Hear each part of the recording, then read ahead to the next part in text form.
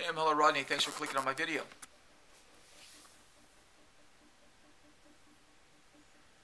It's 6:50 a.m. I've been up. I woke up about 3:30. Can't remember if I went back to sleep or not. I can't remember. I think I might have for a little while. I don't know. But I go back to the doctor today, and I'm gonna try to. I'm gonna tell him I need some ADD medication. I'll try that. You know, nothing is working. You know, I don't feel well. I can't do anything.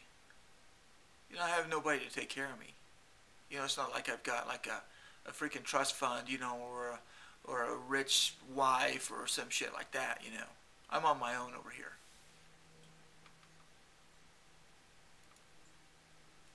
So I got to pull it together. 61 years old, you know, if you're still trying to pull it together at 61 years old, you really have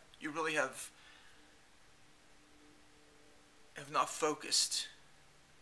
I mean, I was a member of 5 unions. I mean, that ought to tell you something.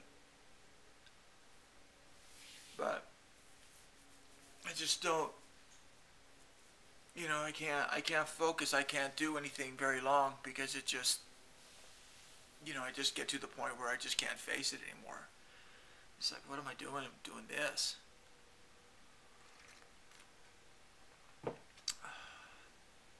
So I have to figure out something else to do. Somebody said something that there was some guy who said you should change your vocation every 10 years or something like that, you know. People are always saying something, you know. But the guy didn't say change it every 10 minutes.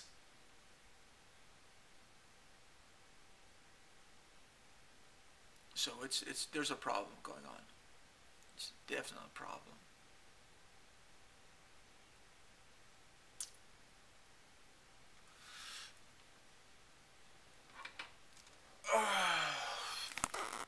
And you know, I'm really confused about the diet issues. You know, all these people out there with with the answer to your dietary needs. You know, and then someone preaches that, and somebody preaches the opposite, and somebody preaches something that's in between, and somebody preaches something that's in between on the other side. And this is so I think that one thing that everybody has in common: drink lots of water.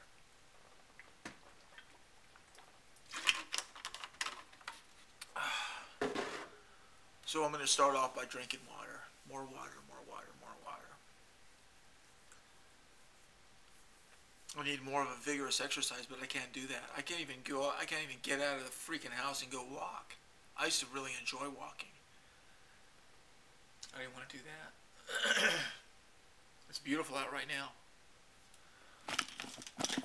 Absolutely beautiful. Perfect walking weather.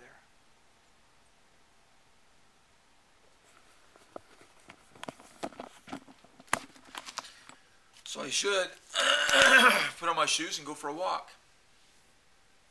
It's nice and cool out.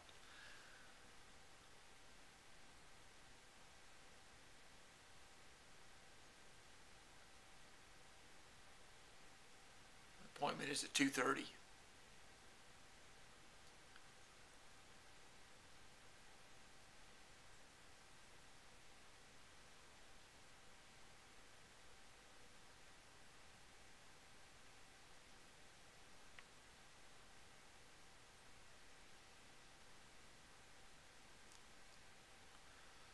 Oh, there's a museum in Amsterdam that I'd like to go and visit.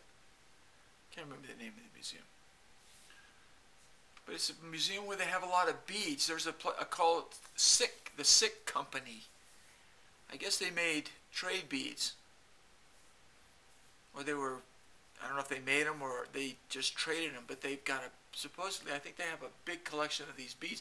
And they'll put these beads on a card, you know, like a card, so like a sample card, you know, so you could see the beads. Okay, I'll take 5 of those, 10 of these, you know, that kind of a vibe. I like that. I like that a lot. I like that whole concept.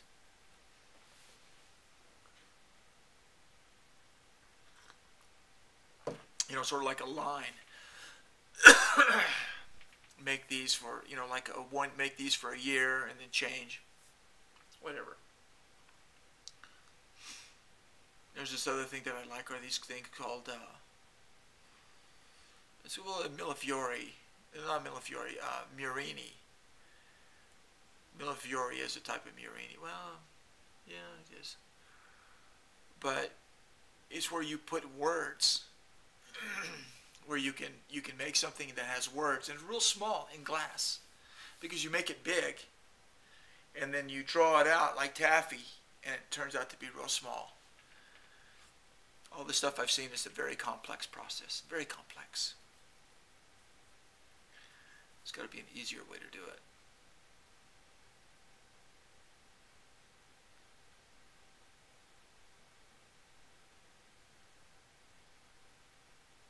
I was talking to those guys, the bead guys. There's no freaking money in that. There's probably money in people manufacturing big quantities of beads, huge volumes, if they have, customers. But people that are just, bead artists, not too much money going on there. And it was interesting. I was looking at this one bead. This is a beautiful bead, And as I was doing research on it, and this one says, "Oh, I learned about this bead from this person, and I give this person the credit for it," and all that. So I went to the person's place, looked at it. Interesting way of making beads, And then I was looking at this ancient bead site where these beads were made from the 7th and 9th century. 7th and 9th century. And it basically looked like they were making the same way, or similar. So there's a lot of these techniques that have been around for a long, long, long time. People probably might not recognize that the technique, how those two techniques are similar or basically the same, but they look the same to me. So it was interesting to see that. But I've got to figure out a way to do something that I enjoy. That's the key. I've got to figure out something that I can enjoy doing.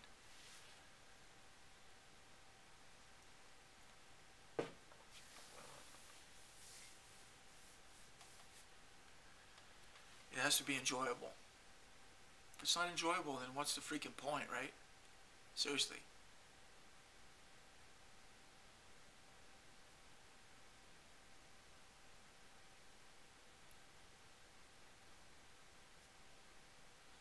But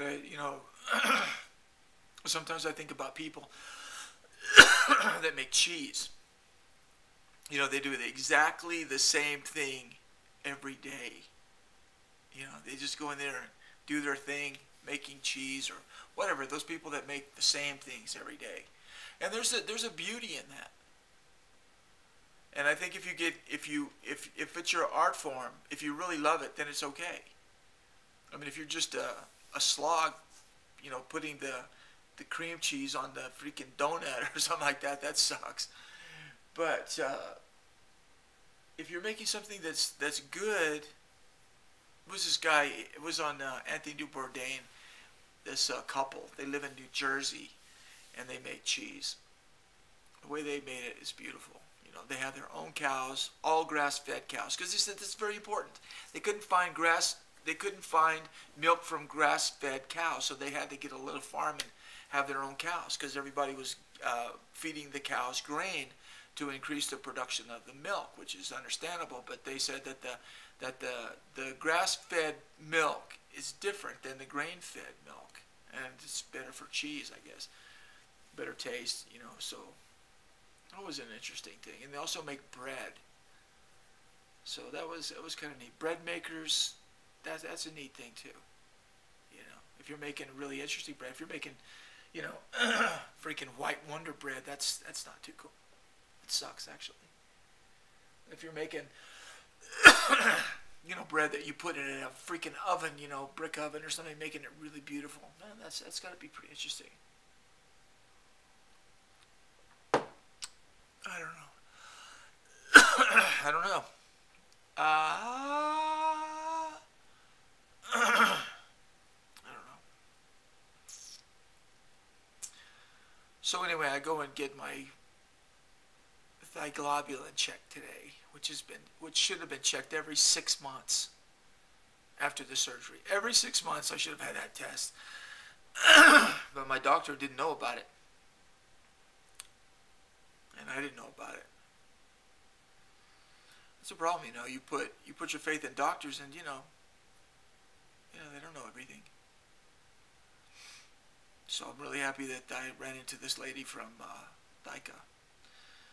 Well, I wish there was something more pleasant to talk about. There's just something I could say that would be a big laugh at the end. Hey, there's these two guys in hell. This one guy says, Wednesday? I thought it was Thursday.